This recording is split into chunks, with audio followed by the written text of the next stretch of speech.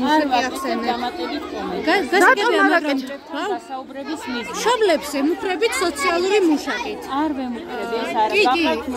მე ბუხზე კანონმდებლობის მე მაქვს ინფორმაცია, რომ გუშინ კლასის დამრიგებელი, ყველა კლასის დამრიგებელი დაიბარეთ თქვენ და რესურს ცენტრმა და იგივე სახის საუბრები გქონდა დამრიგებლებთან, რომ ყველა მშობელი გაფრთხილებული უნდა ყოფილიყო. დამრიგებლებთან შეხვედრა გამოწვეული იყო შექმნილი გარემოებით და მე გიდახსნებ, რომ კანონმდებლობით განსაზღვრული საკითხების მიღმა იქ არ ყოფილა სხვა საუბარი. ანუ სოციალური მუშაკით რომ უნდა დამუქრებოდა მშობლებს, სოციალური მუშაკი არ ნიშნავს მუხარას, ჩვეულებრივად ჩართულია სასკოლო ცხოვრებაში აქტიურად სოციალური მუშაკი და მე არ ვთვლი, რომ ამ შემთხვევაში ეს მუხარად მოიაზრება თუ სოციალური მუშაკი ჩაერთვება საჭიროების შემთხვევაში.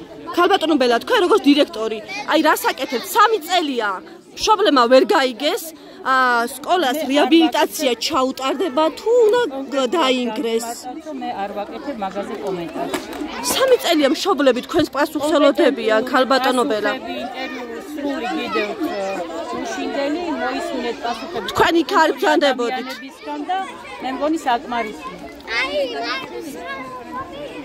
მშობლებო, რა გადავწყვეტეთ, მიყვავს გავშევიდეთ.